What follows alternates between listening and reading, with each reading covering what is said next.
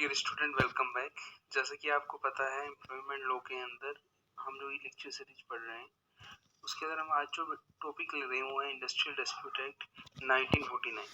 जैसा कि नेम से क्लियर है कि ये जो एक्ट है, इंडस्ट्रीज के अंदर जो डिस्प्यूट आते हैं, डिस्प्यूट क्या होते हैं, इंडस्ट्रियल डिस्प्यूट क्या होते हैं, हम इन्हें यहाँ पे समझेंगे। तो इंडस्ट्रियल डिस्प्यूट्स को सोल्व करना, ताकि जो इंडस्ट्री के अंदर जो एनवायरनमेंट है वो हेल्दी रहे, हार्मनी रहे एनवायरनमेंट के अंदर, तो ये एक्ट 1947 में आया था। अब क्वेश्चन ये बनता है कि जब ये एक्ट 1947 में आया था तो क्या उससे पहले डिस्प्यूट नहीं होते थे इंडस्ट्री के अंदर?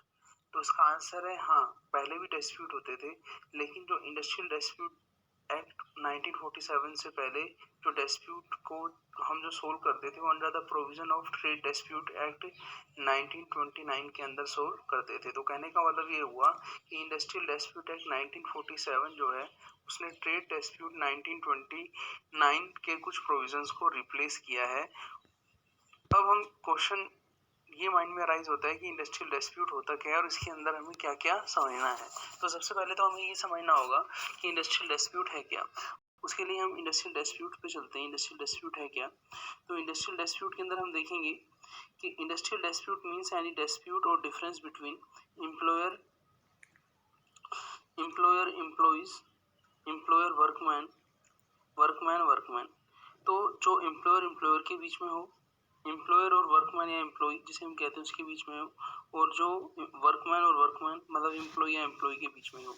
तो कहने का मतलब ये हुआ कि ये जो डिस्प्यूट होंगे वो हर लेवल पे होंगे। हो सकता है कि किसी ऑर्गेनाइजेशन के अंदर एम्प्लॉयर पार्टनर है, तो उनके बीच में किसी बात को लेके डिस्प्यूट हो गया। मान एम्प्लॉयर है, वो किसी से सप्लाई लेता है, लेकिन दूसरे एम्प्लॉयर ने उसकी सप्लाई को रोक दिया किसी कारण से, तो कहीं ना कहीं वहाँ पे भी डिस्प्यूट होगा। और कुछ जो डिस्प्यूट होते हैं वो एम्प्लॉयर और एम्प्लॉय के बीच में होते हैं, वर्कमैन के बीच में। वो किसके रिगार्डिंग हो सकता है? वर्क से की जो कंडीशन है उसके रिगार्डिंग, वर्क जो पेमेंट है, अमाउंट है, उसके रिगार्डिंग। तो कहने का मतलब ये है कहीं ना कहीं डिस्प्यूट होने की संभावना होती है। तो हम इंडस्ट्रियल डिस्प्यूट को कैसे डिफाइन करते हैं कि वो डिस्प्यूट वो जो एम्प्लॉयर और एम्प्लॉयर के बीच में होते हैं, फिर एम्प्लॉयर से एम्प्लॉय के बीच में भी होते हैं, और एम्प्लॉय के बीच में भी होते हैं। एम्प्लॉय और एम्प्लॉय के बीच में कैसे डिस्प्यूट होते हैं? जैसे कि आपने देखा होगा कुछ जो अपने एम्प्लॉय रहते हैं, जो वर्कमैन रहते हैं, उनकी अलग अलग लेवल रहते हैं वर्किंग के, तो उनके बीच में किसी बात को लेके डिस्प्यूट हो सकता है। तो डिस्प्यूट किसी भी लेवल के हों, मोस्ट ऑफ जो डिस्प्यूट रहते हैं वो ज़्यादातर आपको किसके मिलेंगे? एम्प्लॉयर और वर्कमैन के बीच के डिस्प्यूट मिलेंगे। तो हम यहाँ पे समझेंगे कि इंडस्ट्रियल डिस्प्यूट होते क्या हैं, पहले उसकी मीनिंग, फिर हम उन्हें कैसे सोल्व करते हैं उसका हम प्रोसेस, फिर हम इंडस्ट्रियल डिस्प्यूट एक्ट के कुछ ऑब्जेक्टिव्स वगैरह हम समझेंगे। तो यहाँ पे हम देखें तो इंडस्ट्रियल डिस्प्यूट में be said to be a disagreement और a controversy between management and labour. कि जो ये डिसएग्रीमेंट या कंट्रोवर्सी को शो करता है, जो ऊपर एम्प्लॉयर एम्प्लॉय के बीच में हो सकता है, इसको मैनेजमेंट बोलते हैं एम्प्लॉयर को, या फिर एम्प्लॉयर और लेबर के बीच में हो सकता है, ठीक है ना। किसके रिगार्डिंग होता है? With respect to wages, working condition और अदर एम्प्लॉयमेंट मैटर और यूनियन रिकॉग्निशन। तो ये किसी के रिगार्डिंग हो सकता है? उनकी वेजेस के रिगार्डिंग, उनकी वर्किंग कंडीशंस क्या है उसके रिगार्डिंग हो सकता है, या फिर एम्प्लॉयमेंट के रिगार्डिंग जो कंडीशंस थी वो पूरी नहीं हो रही हो, या ट्रेड यूनियन जो रहती है उसके रिगार्डिंग भी हो सकता है। अब यहाँ पे हमने इंडस्ट्रियल डिस्प्यूट को समझा। अब हम आगे समझेंगे तो जो इंडस्ट्रियल डिस्प्यूट है उसमें इंडस्ट्री की क्या मीनिंग है। तो industry mean any systematic activity carried on by cooperation between employ and his workman for production and supply और distribution of goods and services with the view of satisfying human wants और needs. कि जब employer और employ मिलके किसी काम को पूरा करते हैं, वो काम क्या रहेगा? प्रोडक्शन ऑफ एंड सप्लाई और distribution of goods and services, और जिससे फाइनली हम ह्यूमन की वांट्स और नीड्स को क्या करें? सेटिस्फाइड करें। तो वो क्या कहलाएगा? As per section 2J industrial, जो इंडस्ट्रियल डिस्प्यूट एक्ट का सेक्शन 2J है, 2 और सब सेक्शन J, कि वो इंडस्ट्री कहलाएगा। अब हम बात करेंगे कि ये जो ऑब्जेक्टिव क्या है इस एक्ट के ऑब्जेक्टिव देखें तो सबसे फर्स्ट जो ऑब्जेक्टिव आता है वो क्या आता है? Promotion of measure of securing perspective industrial harmony. जैसे हमने शुरुआत ही की थी कि जो इंडस्ट्रियल डिस्प्यूट एक्ट है उसका पर्पस क्या है कि इंडस्ट्री के अंदर क्या लाना? हार्मनी लाना, ऐसा एनवायरनमेंट लाना, हेल्दी एनवायरनमेंट लाना कि वर्क की कंडीशन जो इफेक्टेड नहीं हो। तो पहला हमने पढ़ा promotion of measures of securing preserving industrial harmony. फिर दूसरा हम पढ़ रहे हैं सेटलमेंट ऑफ डिस्प्यूट बिटवीन, हमने शुरू में ही पढ़ा था कि सेटलमेंट ऑफ डिस्प्यूट बिटवीन किस किस का करेंगे हम, एम्प्लॉयर वर्कमैन का कर सकते हैं, एम्प्लॉयर एम्प्लॉयर का कर सकते हैं, वर्कमैन वर्कमैन का कर सकते हैं। फिर हमने कहीं ना कहीं इंडस्ट्रियल डिस्प्यूट की मीनिंग में हमने ट्रेड यूनियन वर्ड भी पढ़ा था, तो right of registered trade union को भी हम कंसिडर करेंगे यहाँ पे। फिर क्या, प्रिवेंशन ऑफ इलीगल स्ट्राइक या लॉकआउट। स्ट्राइक और लॉकआउट का टॉपिक यहाँ पे आएगा कि स्ट्राइक या लॉकआउट यदि एम्प्लॉई इस स्ट्राइक या वर्क लॉकआउट पे जाना चाहते हैं तो उसकी प्रीवियर परमिशन देनी होगी, तो उसको भी हम यहाँ पे पढ़ेंगे। प्रमोशन ऑफ कलेक्टिव बार्गेनिंग की जो अपने ऑर्गेनाइजेशन के एम्प्लॉय हैं उनकी क्या बार्गेनिंग पावर है, क्या कलेक्टिव बार्गेनिंग है उनकी, उनको भी हम यहाँ पे समझेंगे।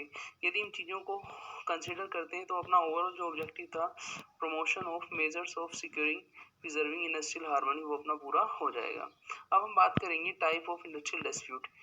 पहला है interest dispute arising out of deadlock in the negotiation for collective bargaining. ये इंटरेस्ट डिस्प्यूट के अंदर हम समझते हैं कि जहां बार्गेनिंग पावर को और नेगोशिएशन को हमें कंसीडर करना पड़ता है। फिर क्या है, grievance dispute may be pertain to the discipline, wages, working time, promotion, rights of supervisor and also some time code interpretation dispute. तो इसके अंदर हम ये देखते हैं ग्रेवियंस के अंदर की डिसिप्लिन के रिगार्डिंग या वेजेस के रिगार्डिंग या वर्किंग टाइम के रिगार्डिंग या प्रमोशन के रिगार्डिंग, राइट ऑफ सुपरवाइजर के रिगार्डिंग कोई डिस्प्यूट है। फिर आता है अपना अनफेयर लेबर प्रैक्टिस। नेम से क्लियर हुआ कि अनफेयर वो रहता है जहाँ पे एक्ट ऑफ वायलेंस हो, failure to implement an award हो या डिस्क्रिमिनेशनरी ट्रीटमेंट हो, इलीगल स्ट्राइक हो या लॉकआउट हो, तो अनफेयर लेबर प्रैक्टिस मैंने आपको बताया था। स्ट्राइक एंड लॉकआउट के लिए प्रीवियर परमिशन हमें प्रीवियर इंफॉर्मेशन देनी पड़ती है एम्प्लॉय के द्वारा एम्प्लॉयर को। फिर है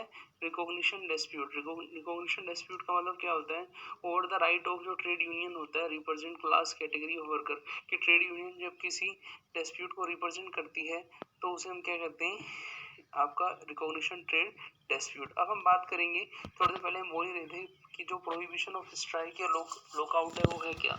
according to the section 22, no person employed with a public utility service shall go on strike in a breach of contract. यदि कोई पर्सन बिना कोई किसी अप्रूवल के यदि वो स्ट्राइक पर जाता है तो वो ब्रीच ऑफ कॉन्ट्रैक्ट माना जाएगा। Without giving the employer notice of strike, कि एम्प्लॉयर को स्ट्राइक का नोटिस दिए बगैर ही वो जा रहा है, वो जो नोटिस देना होगा with in 6 week before the strike, उसको अपनी स्ट्राइक के 6 सप्ताह पहले आपको क्या देना होगा, नोटिस देना होगा। आपने देखा भी होगा कि मोस्टली इंडिया के अंदर बैंक जो हड़ताल पे जाते हैं वो पहले से अनाउंस कर देते हैं हम कि नेक्स्ट क्वार्टर के अंदर कब हम नॉन वर्किंग पे रहेंगे हड़ताल के कारण, स्ट्राइक के कारण, before the expiry of date of strike specified in such notice. अब जो सेक्शन 22 बता रही है वो ये बताती है कि कोई भी एम्प्लॉई यदि स्ट्राइक पे जाना चाहता है तो उसे प्रीवियर परमिशन लेनी पड़ेगी। और सेक्शन 23 वो क्या बताते हैं, no employee of any industry establishment go on strike during the period when proceeding in any dispute case is going on और when final judgment is awaited. यदि कोई हमारा केस या प्रोसीडिंग चल रही है तो जब तक उसका फाइनल डिसीजन नहीं आ जाता तो तब कोई भी स्ट्राइक पे नहीं जा सकता। तो हम इंडस्ट्रियल डिस्प्यूट के अंदर हमने जो पढ़ा है, हम आगे वाली वीडियो के अंदर इसी को डिटेल में डिस्कस करेंगे, इसके ऑब्जेक्टिव्स को और क्या क्या प्रोविजंस हैं। तो फ्रेंड्स मिलते हैं नेक्स्ट वीडियो में, टेक केयर, ओके।